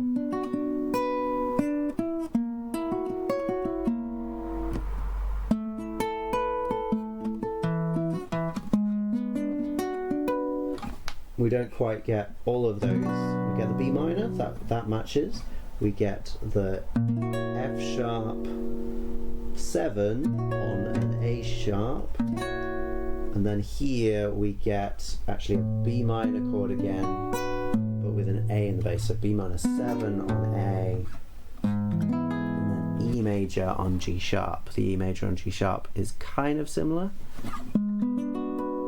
except that really feels like it's a C sharp half diminished rather than the E. So yeah, kind of similar to Hotel California. But I mean, you know, it's a different rhythm, it's a different tempo, the melody is very different, the picking pattern of the guitar is different, the ensemble is different, so only in chords is it the same. Very nice guitar lines, I think, in that particular bit. Okay. And we do go down the final bit to that G major chord, and the melody, "Buy me again, 6 to 7." And again, we're anticipating that chord change. And we do go there. We go there to the D major.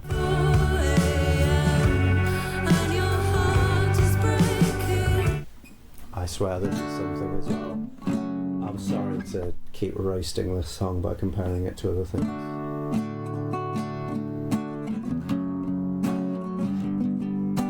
No. Oh no. Yes, it is. Okay.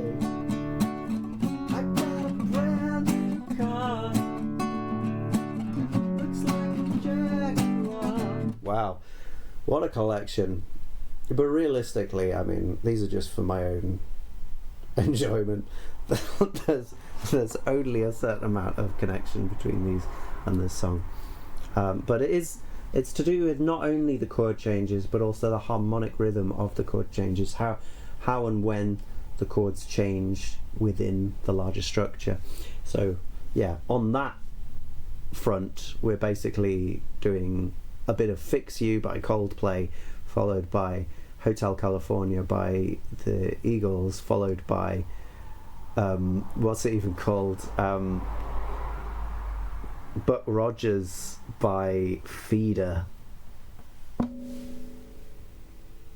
Yeah, it's an interesting one because it's the first time on this album that I've really felt a comparison to anything else. So it's really coming through strongly, I think. Yeah, I don't mean to disparage this song in particular.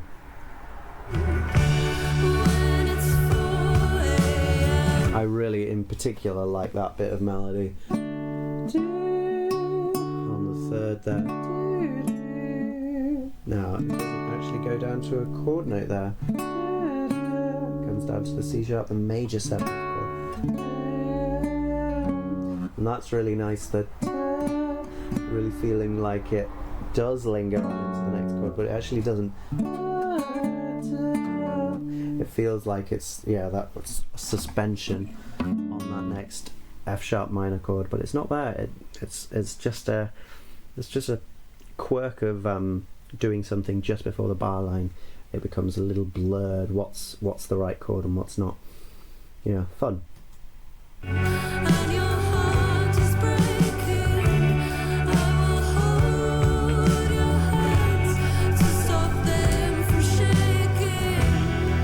Okay, we've gone to a new song.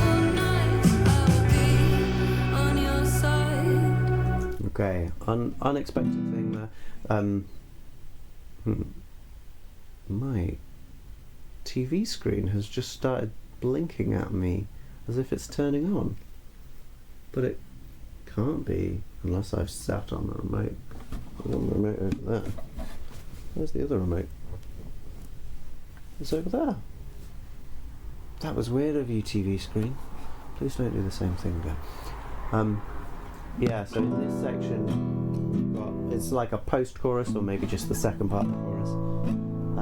We've got some different chords, but they're still in the same key. And then we go back to that B minor suddenly, and maybe with a different type of signature. Let's just have a little listen. 3, 4, 1, 2, 4, 1, 2, 3, 4, 1, 2, 3, 4. Back to the 2. Yeah, okay, well, that's a long pause there anyway, but yeah, we can't.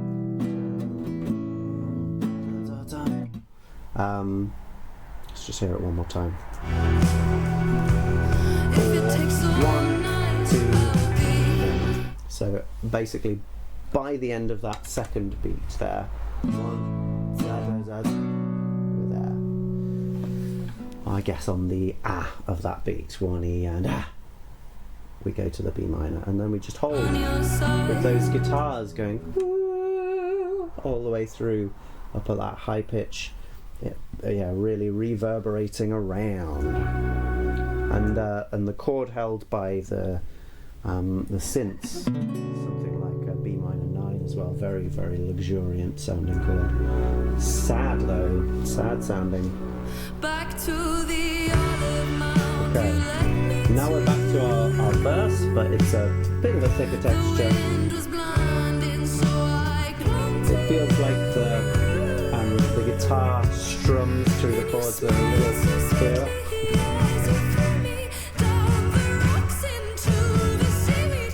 Yeah. So this feels like Caesar on a TV screen, doesn't it? 1, 2, 3, 4, 5, 6. 1, 2, 3, 4, 5, 6. But that, when it was playing with threes, was doing each section separately, whereas now it feels like we've gone from 1 and 2 and 3 and 4 and 1 and 2 and 3 and 2. We've just changed the meter of the same section, which is interesting. We're doing the same melody as we were doing before as well, but it's a little more passionate and a little more free, a little more on the edge too. There's some whoop kind of things going on in the vocals too, which are great.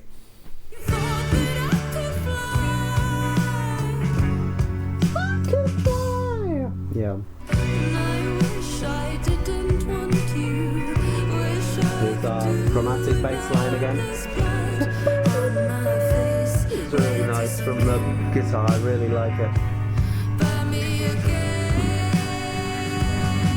It's actually an important thing to note. It's not just a lovely bit, because it's going down and back up, and it's actually going in contrary motion to the bass line.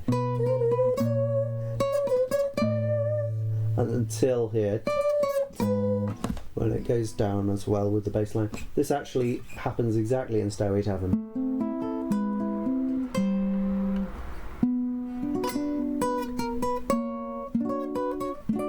It's the same thing but in a different key. So maybe this is more Stairway to Heaven. Actually, it is more Stairway to Heaven than Hotel California. But whatever. We're not trying to just ruin it by comparing it to things. Okay, and this is our chorus again. Bit stronger maybe.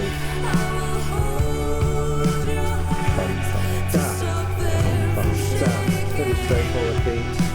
And here's our second part again.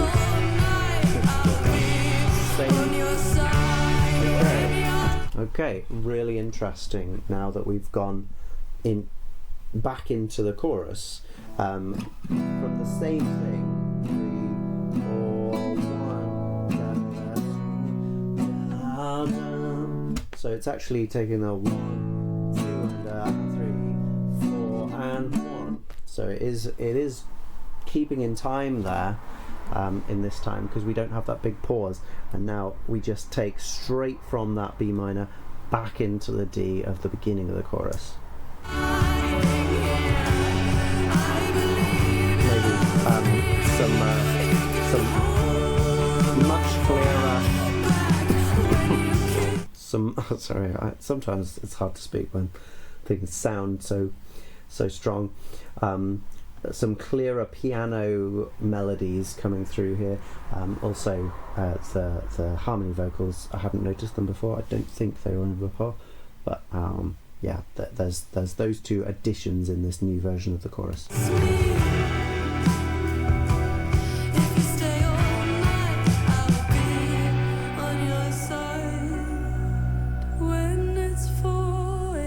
Okay, this time we don't go back to the D chord really, it goes to the B minor chord.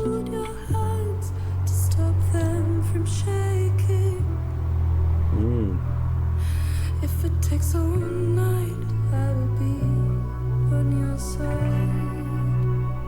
So we had the same chorus section there, the same melody, same chord changes, other than instead of starting with the D chord and going back to it, we instead start with the B minor chord that we ended the previous section on.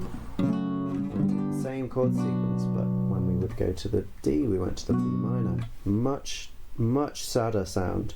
I wouldn't say really darker, but it does sound much sadder. And then we've got these plinky plunky plinky plonky kind of sounds in the background. What are they? I will be on your side. Sounds like waterfalls of piano keys, doesn't it? Just adrift in the ocean of reverb. Very soft and not they sound like they've had the top end taken out of their sound, and that means that the guitar, which I think is an acoustic guitar, just strumming those notes sounds really, really bright. But also I think that one has had its body taken out, so they're getting out of the way of each other in the production context, in the mix, and that makes both of them sound a bit more ethereal than they would normally.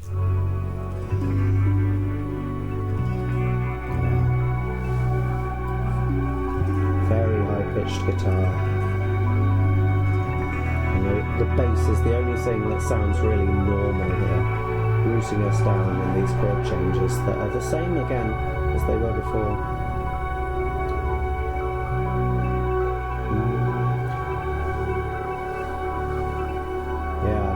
Different sounds are coming in and out now.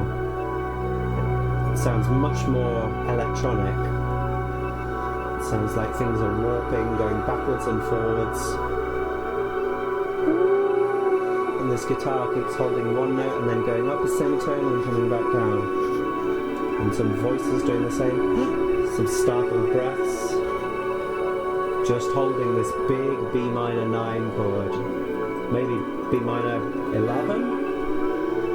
Might be even more than that. But yeah, and it's just a collage of sounds coming in and out. Yeah, the one thing that was really constant through that was the guitar. Okay, and coming to a sudden end there. The one thing, that guitar note was really constant, holding and then going up the semitone and back down.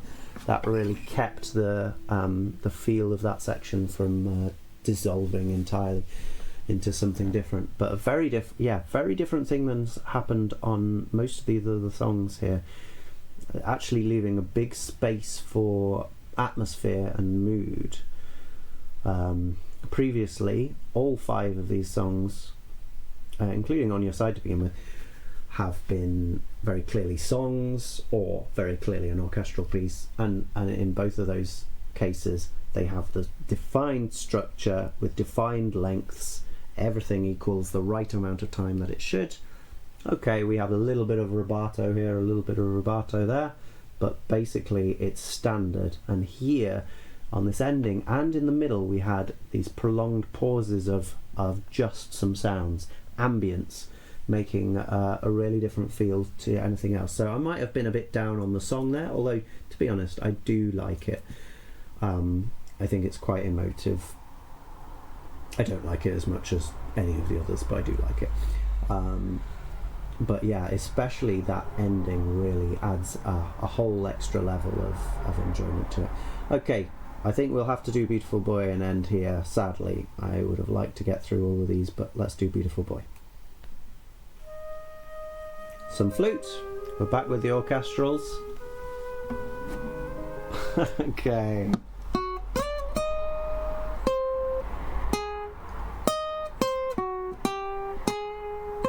Okay, so that. Let's hear it one more time.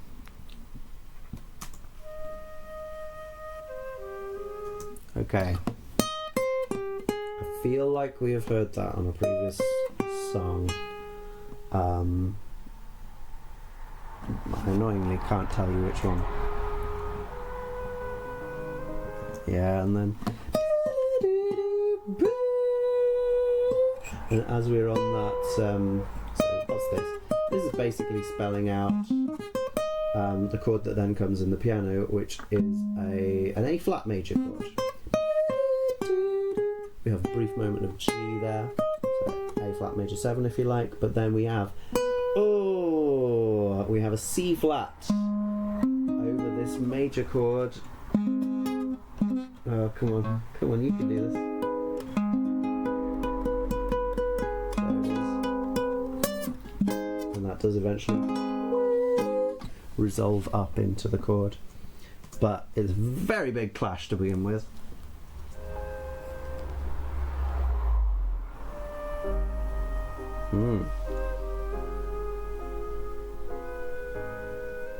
Yeah, and then we recontextualize that melody, which had existed on its own to begin with, in time and also in harmony. It existed alone, but then we recontextualize it with a C minor chord,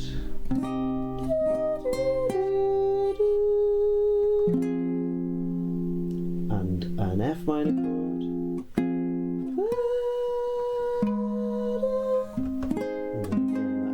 Major chord where it goes C flat to, well, you could argue that's a B actually, like a sharp 9 of the chord. Some people would think of it that way. Yeah, but a very different harmonic place. Also, there was a bit of a what do you call it?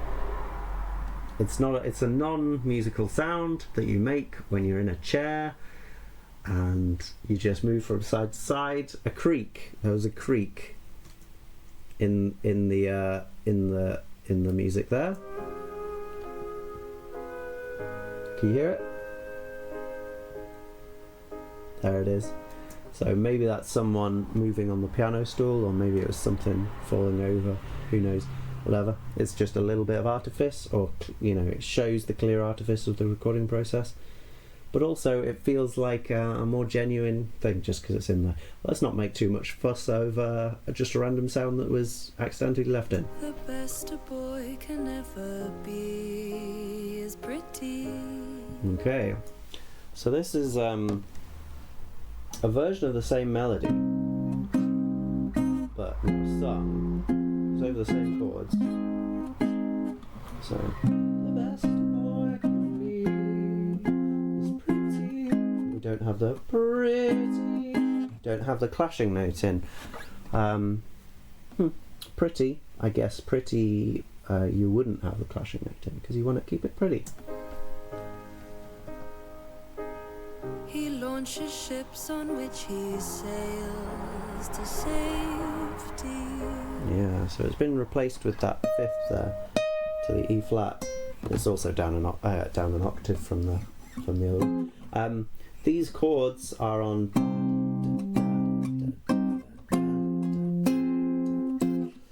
So that's 1 and 2. Oh, sorry, 1 and 2 and 3. No, I can't. Why can I not do that?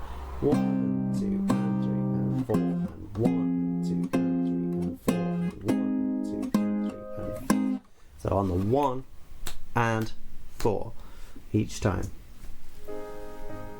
So keeping a very clear rhythm through each of these bars. Very standard rhythm.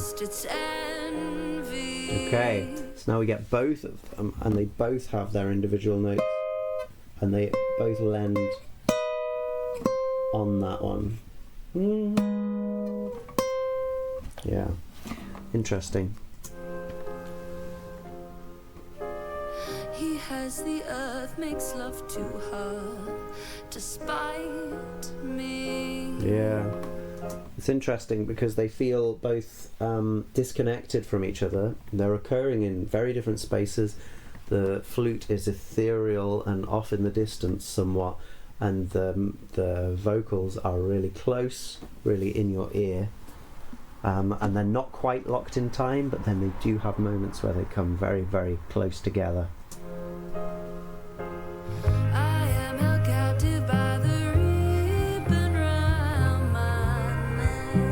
Okay, now we've actually swapped around the same chord sequence,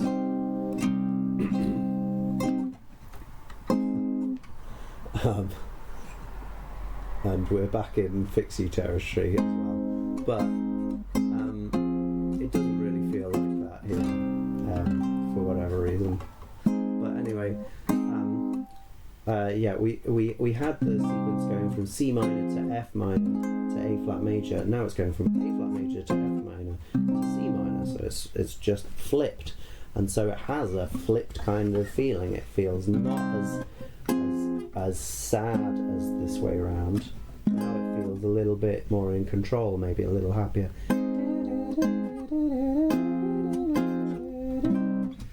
Yeah. A bit of a simpler melody, but now it's really locked in between the flute and the vocals. They're doing the same thing, and the texture is thicker. We've got drums, very muted kind of drums. Again, they've taken out the top end of them, I think. So they're really just... And the harmony vocals are giving a bit more wildness to them.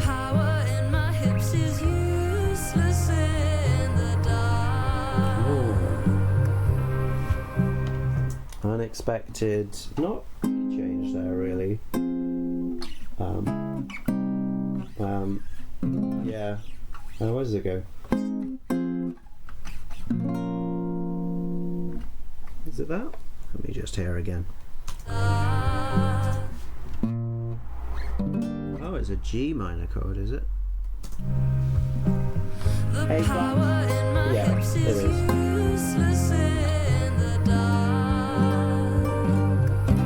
Yeah.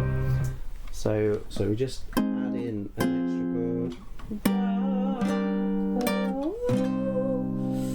chord before we go to the C sharp there. Same chord sequence otherwise, but we've got that G minor in there, and that really does shake things up. Actually, it feels very different at that moment. What good are red lips when you're faced with something sharp?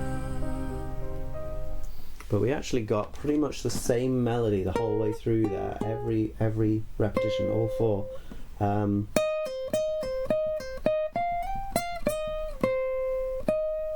Slightly different on the G minor one, but very similar each time. Okay, bit of a piano break. Just triads by themselves in space. And yeah, again, get lots of the atmosphere sound, as is kind of necessary when you're recording a real piano. You're gonna get a lot of extra noise. And also there's a rowl there, isn't there? It gets much slower, and then we're left again in open space.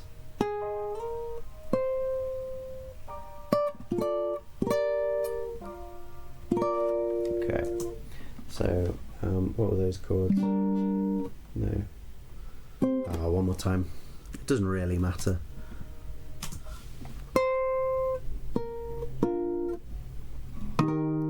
E flat major, well that's new, and then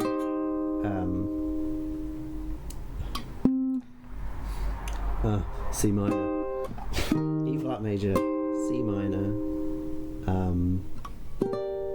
G minor, B flat major. So all of those chords are in the same key, but two of them are actually new, and they only exist in this open space at the moment. It's a really interesting place to leave a song. Okay, and then we go back.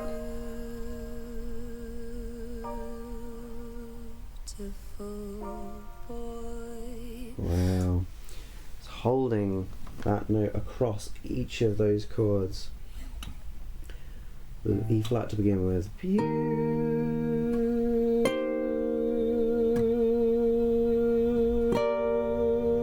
Beautiful boy. Okay, so it's not even in this chord really. Is it? No, it's not. It's that B flat there. And then beautiful boy. It is in both of those. Yeah. And it's also the lowest note in it. The lowest note is the melody. That's such a rare thing. It sounds really beautiful actually, just to have that sweetness over the head, and then the melody is what grounds us.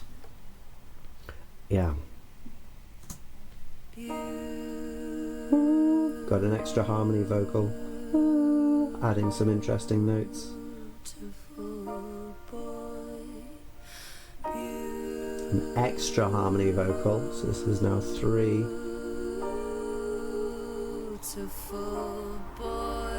And wow, do they not follow those chords at all? So we're actually fine there. We've got beau as the lowest one, and then got all of those. Then the piano plays that chord, but the others go to that. So we get all of those notes, 5 different notes. 5 different notes? 6 different notes. 6 different notes at the same time on that second bar. And then the piano goes to that, and we get... Again, totally not matching. So we're getting big clusters, but actually they're not interfering with each other. I, to be honest, don't think it works. Maybe it is deliberately planned this way, but I think actually it sounds, unlike a lot of the stuff on this album, like it was just improvised, and improvised by people that settled rather than found something that really worked. I think the first time it happens, when the first melody line goes there, so when it's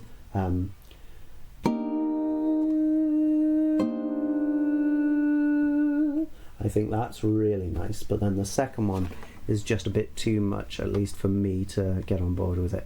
It just feels like 2 different things not really interacting with each other properly. Beautiful boy, I wish I could be. And now, no problem with that. Okay, and we're keeping on going with the section we've just had, but again the melodies are just going somewhere else.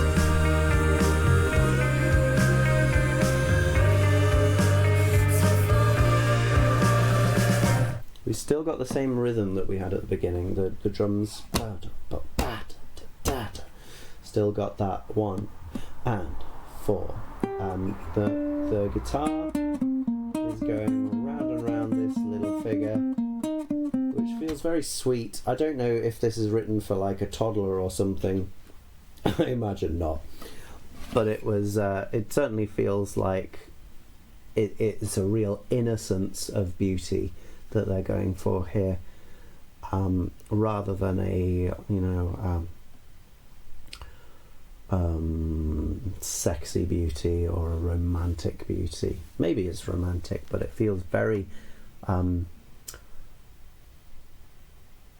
very innocent and doe-eyed, I guess. Big balloon, nice repeated melody there.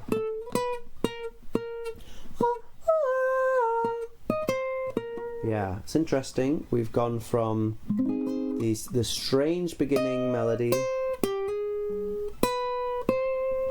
with these chords. You remember where we were at the beginning here? But now we're very, very resolutely in E flat major.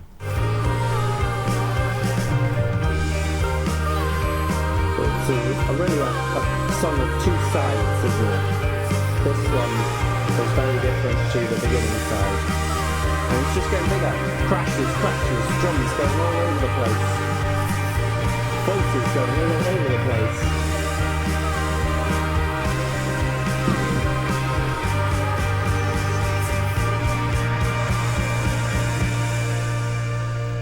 Landing on the 5 chord. Are we going to get a resolution? Yeah, there we go. But of course we have to keep going.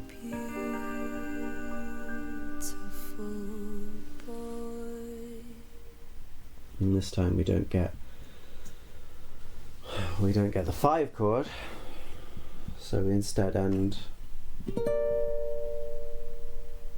on the 3 chord. I wish I could be a beautiful boy. Well, it's a nice ending. Again, I am not as fond of this song as the first four on the album, but I think it has a lot of cool things to it. I like the binary nature of the song. We start in one section, we end in a totally different bit. Nonetheless, we keep in the same key most of the time, aside from that really strange flute note. Yeah, it's an interesting one. It's a wholly interesting album. It's got such a drama to it, such a romance. Yeah, the name Last Dinner Party definitely fits. Prelude to Ecstasy is a funny name. It's interesting that I've been calling that first song Prelude, because, I mean, while it is a prelude to the album, it's also the name of the album, so maybe it's just defining of the album. Maybe it's Overture to Prelude of Ecstasy is really what it's called. Anyway, yeah, so far we've had things that sort of imitate straightforward pop songs with, you know, verse sections, chorus sections, then another verse section, then another chorus section, but with things to sort of throw a wrench in, like strange meter changes or key changes, or just generally odd harmony. We've had repetitions of the pre-chorus without getting to the chorus, which is a real strange move. We've had double choruses, which is not super strange, but still comes out of nowhere and is pretty fun. And yeah, we've had these songs lately which have had more space in them and more movement away from traditional structure. So I wonder what goes on in the next part of this album. Well, I will try and get to it. I know that I haven't done the second part of the Glass Beach album yet, but that is because Glass Beach claimed the copyrights on the video, so if they're going to do that for another one, I can't be bothered. Not that I earn anything from this, incidentally.